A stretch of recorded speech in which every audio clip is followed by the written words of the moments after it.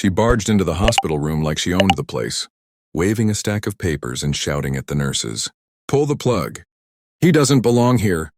Her voice cracked through the silence, and my wife gasped, clutching my hand tighter. I was strapped to wires and machines, barely recovering from a near-fatal accident. And this woman, this so-called HOA president, had marched into the ICU, demanding that I be removed from life support. The nurses froze, confused, because she kept throwing around words like legal notice and property authority, as if she had power inside a hospital. One of them whispered, "Who even let her in here?"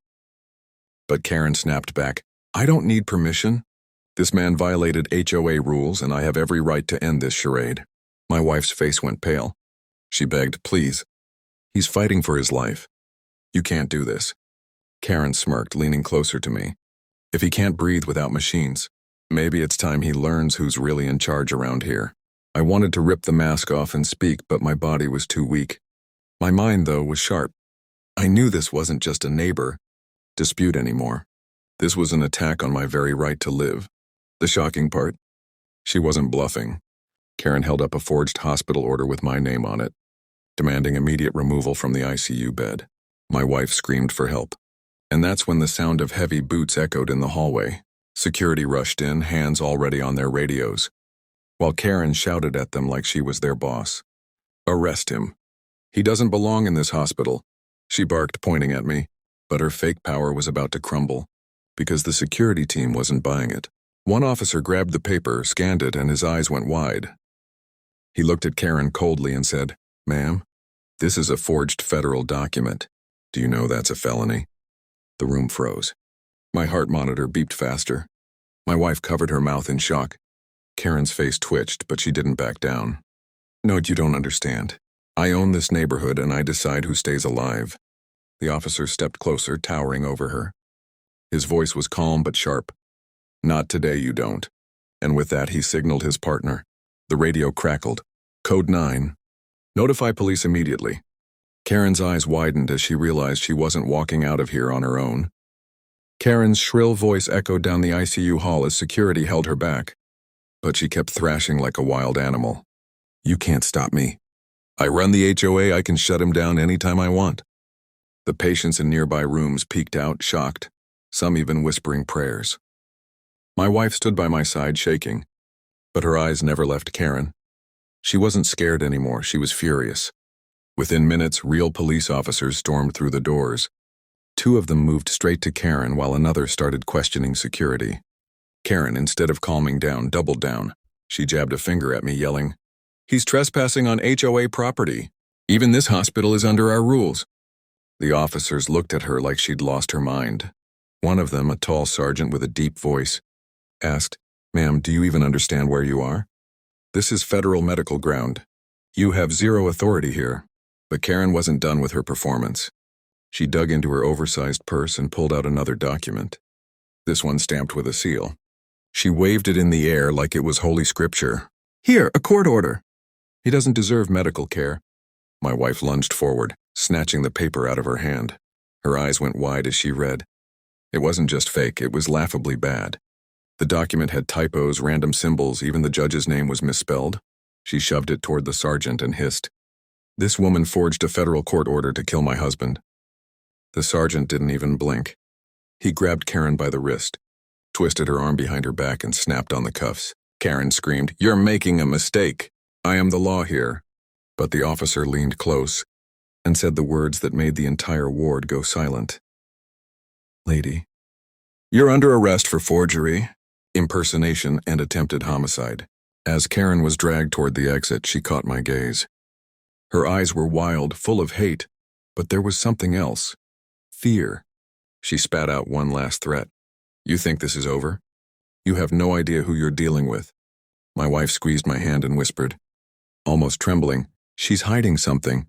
She didn't act alone. The monitor by my bed beeped steady, but my mind was racing. Because my wife was right, Karen wasn't bluffing. There was someone backing her. Someone powerful enough to let her walk into an ICU with fake documents. And whoever it was hadn't shown up yet. The hospital halls had just begun to calm when the sound of heavy, polished shoes echoed against the tiles. Everyone turned. A man in a sharp gray suit stepped through the ICU doors with the confidence of someone who believed rules didn't apply to him. His smile was thin, calculated, and it made the police officer stiffen. "Release her," he said smoothly, pointing at Karen, who was cuffed and still yelling at the nurses. "I'm her attorney, and you have no jurisdiction here." The sergeant shot him a glare. "And you are?" The man held up a leather case with an embossed badge, one that looked too official to ignore. "Federal oversight. You've just arrested the president of a homeowners association that happens to be under federal charter. Every move you're making right now is unlawful. Let her go or I'll have your badges by sundown." Karen smirked, lifting her chin as if she had already won. "Told you," she hissed. My wife clenched her fists, her voice breaking. "You people are insane. He's in critical care, he almost died, and you're still coming after him?" The sergeant took the badge, studied it for a long moment, then muttered, "This doesn't look right." Before he could finish, the suited man stepped closer to my bed. He looked down at me, his voice low and cold. "You shouldn't have fought her. You were supposed to go quietly." My chest tightened, not from the tubes or pain, but from rage. I tried to lift my hand, but my wife stopped me gently, whispering, "Don't, not yet." The sergeant finally spoke up, his tone hard. "Sir, I'll need to verify your credentials." That's when everything snapped. The suited man lunged, grabbing the forged documents from evidence, and shoved a nurse out of the way. Karen started screaming, "Run! Don't let them catch you!" Chaos erupted. Nurses yelled, alarms blared, and security tackled Karen as she kicked wildly. But the suited man wasn't running. He was reaching into his jacket. For a split second, everyone froze, thinking he was pulling a weapon. My wife screamed. The officers drew their guns. And just as the man pulled something shiny from his pocket, I found enough strength to rasp out 3 words that stopped them cold. "I know him." The entire room spun toward me, my wife's face drained of color. The sergeant's brows furrowed. Karen stopped thrashing.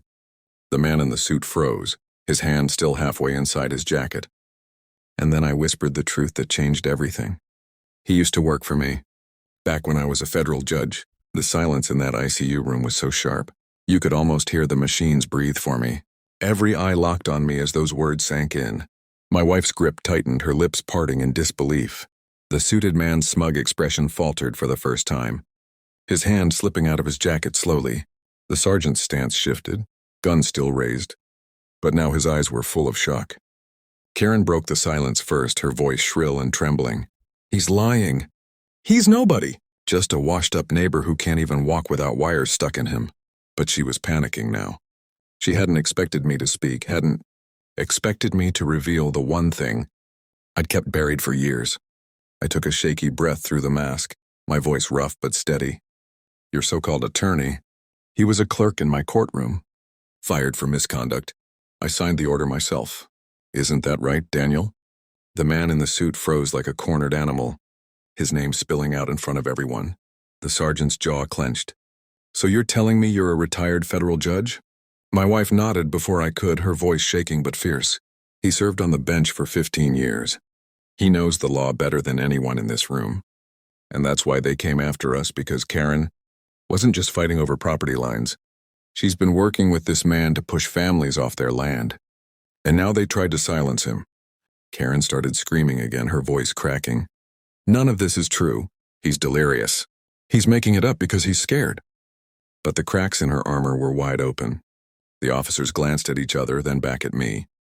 The sergeant lowered his weapon slightly, his tone firm but respectful now.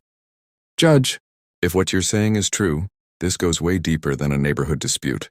Daniel's voice finally broke the tension. His slick calmness was gone, replaced by anger. "You don't know who you're messing with. This isn't about your little yard or your hospital bed. You're standing in the way of something bigger. And people like you get erased." The room chilled. My wife gasped, stepping closer to me as if to shield me. The officers stiffened, ready to act. But I forced myself to lean forward despite the pain and lock eyes with Daniel. "Then you should have remembered one thing before walking in here." My voice cracked, but the words carried weight. "Judges don't forget faces, and I don't forget crimes." Karen's smirk was gone. Daniel's fists clenched, and the sergeant finally snapped his fingers, barking the order, "Take them both into custody." As officers swarmed, Karen shrieked, "No! You can't do this. We're the ones in charge. But for the first time, the fear in her eyes told me she knew the truth. She wasn't untouchable anymore. The cuffs clicked around Karen's wrists as she kicked and screamed, her voice echoing down the sterile halls. Daniel didn't resist. He just stood there, silent, watching me with eyes that promised this wasn't over. The sergeant's men began leading them out when suddenly Daniel spoke. His tone calm, too calm for a man being arrested. You think locking us up changes anything, Judge? You know exactly who's pulling the strings. The words hit me like a knife. He wasn't bluffing. My wife looked at me, whispering urgently, "What does he mean? Who's behind this?" I couldn't answer, not yet. Because in my gut, I already knew. Before the officers could take them down the elevator, the hospital lights flickered. A loudspeaker crackled with static, then a cold, unfamiliar voice echoed through the ICU. Code red, secure all exits. The doors to the floor locked with a mechanical slam. Nurses panicked. Patients cried out. Karen's face lit up with a twisted grin. Told you.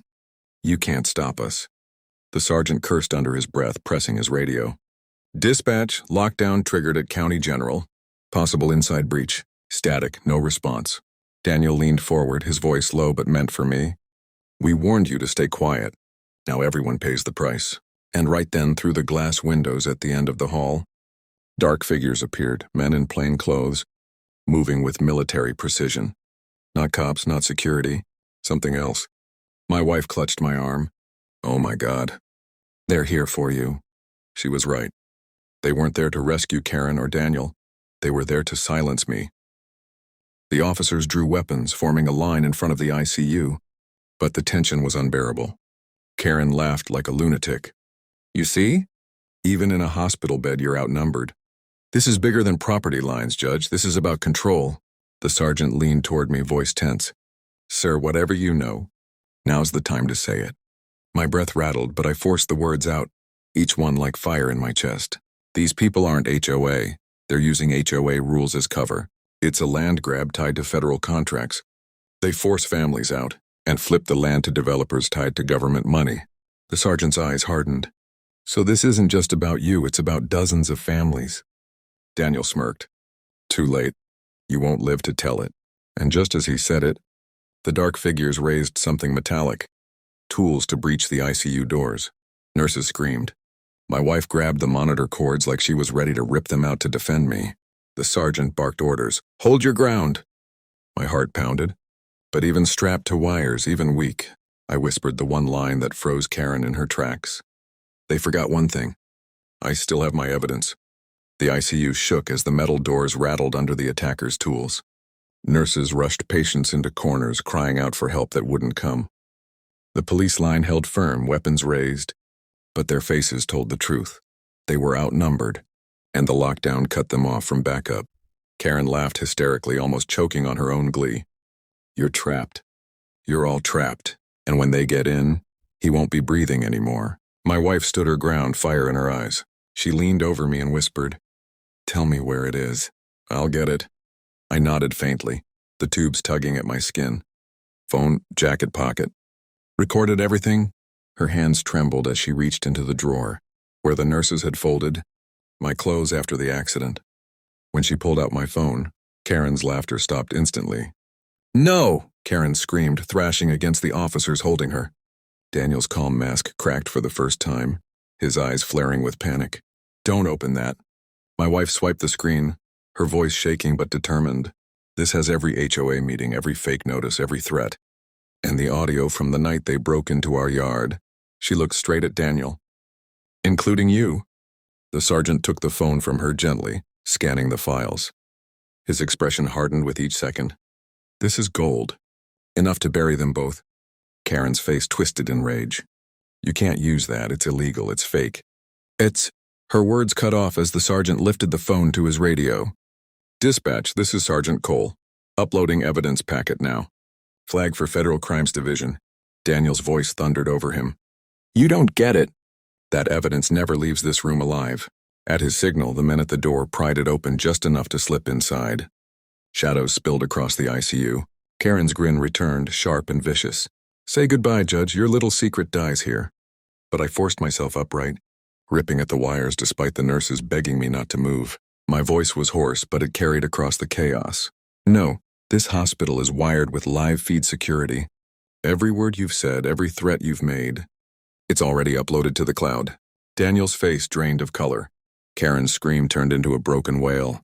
The officers exchanged quick, fierce smiles. They had just realized the tide was turning. But the dark figures didn't slow down. One of them barked, "Orders are orders. End it now." And then, just as the first intruder raised a weapon, loud footsteps thundered behind them. The sound of real SWAT boots moving fast, shaking the walls. My wife's eyes filled with tears of relief. "Back up, they made it." Karen collapsed against the wall, whispering, No, this can't be happening." The ICU doors burst open. This time not from intruders, but from a wave of armored SWAT officers flooding in with rifles raised and shields, locking the hallway like a wall of steel. The men Daniel had brought froze instantly, their confidence shattering under the blinding beams of tactical flashlights. One dropped his weapon. Another tried to run, only to be slammed into the floor by a shield. Karen's shrill voice cracked the air, desperate and unhinged. "You don't understand. They were supposed to protect me. I run the HOA. I own this block." But no one was listening. The SWAT commander's voice boomed over the chaos. "Hands where we can see them. On the ground now." Daniel, cornered and trembling, still tried to bluff. He raised his forged badge again, shouting, "Federal oversight." "Stand down." "I'm ordering you." But before he could finish, one of the SWAT officers snatched it from his hand, scanning it with a pocket device. The screen blinked red. "Fake," the officer growled, tossing it aside. My wife stood tall at my bedside, tears streaking her face, but her voice steady as steel. "Arrest them all. They tried to murder my husband." The sergeant who had protected us earlier gave her a sharp nod, already in motion. As Karen was dragged forward, her hair wild and face flushed, she tried one last desperate trick. She spun toward the nurses and patients watching from doorways, screaming, "He's lying! He's not a judge! He's just a neighbor who broke HOA rules." But she didn't notice the giant screen behind the nurses' station, the hospital security feed, still streaming live. And on it, her own face, her own voice caught crystal clear. "Pull the plug. He doesn't belong here." Gasps rippled through the ward. A patient muttered, "She wanted him dead." Another nurse whispered, "She forged a court order." Oh my God. Karen saw it too late. Her screams broke into sobs as she realized. The whole hospital had witnessed her downfall. No, please. Delete it, don't let them see." But her words only made the officers tighten, their grip as they shoved her into custody. Daniel glared at me with venom as he was cuffed. "You won't survive this, Judge. You exposed the wrong people." I met his stare with every ounce of strength left in me and whispered, "Truth always survives." The SWAT commander leaned close, his voice steady. "Sir, you and your family are safe now. But this doesn't end here. Bigger hands are moving these pieces." For the first time in hours, I felt the weight of the wires on my chest lighten. My wife sank into the chair beside me, clutching my hand, her lips trembling as she whispered, "We beat them. We actually beat them." But deep down, I knew this was only the beginning. The courtroom was packed, every seat filled, the air buzzing with tension. Reporters jostled for space, cameras clicked nonstop, and families from my neighborhood sat shoulder to shoulder, waiting for the verdict. They weren't just here for me. They were here because Karen and Daniel had preyed on all of us, using fake HOA rules to strip people of their homes, their savings, even their dignity. Today was Judgment Day. Karen shuffled in first, shackled, her once perfect hair tangled and her face pale. She tried to hide. But the giant monitors in the courtroom played her hospital. Meltdown on loop. Pull the plug. He doesn't belong here. The crowd gasped again, the sound cutting her like knives. Daniel followed, still in a suit, but his cocky smirk was gone. He avoided my eyes, because he knew exactly who I was and who I had been all along. When the judge entered, the room went silent. I sat in the front row, weak from recovery but upright, my wife's hand in mine. The prosecutor rose, voice firm. "Your Honor, the evidence speaks louder than words. Forged documents, recorded threats, impersonation of federal officers, conspiracy to defraud families, and attempted murder of a federal judge. These defendants believed they could hide behind fake power. Today, the truth strips them bare." Karen broke then and there. She lunged forward, screaming, "You don't understand. He's lying. He was supposed to die." Officers dragged her back, but her words sealed her fate. The jury didn't even flinch when the verdict was read, guilty on all counts. The crowd erupted in relief. Families cried. My wife buried her face against my shoulder, sobbing, "It's finally over." The judge pounded the gavel, sentencing Karen and Daniel to decades behind bars. Justice clean and final. Outside the courthouse, the press swarmed me, shoving microphones forward. I stood tall, though every step still hurt, and spoke the words that would travel across every TV screen that night. I didn't survive to be silenced. I fought for this country. And I'll fight for my land, my family, and my neighbors, because no one has the right to strip us of our freedom. The crowd cheered. Some saluted. Others simply wept. In that moment, the pain, the wires, the nights in the ICU, all of it meant something. Karen and her false power were gone, but the message remained. I looked at my wife, then at the family standing behind me. And with the cameras rolling, I left them with the truth that burned in my chest. We don't bow to bullies. Not in our homes, not in our hospitals, not in our America. The roar of applause echoed as I walked away, free at last, knowing this time the story ended with justice. The end.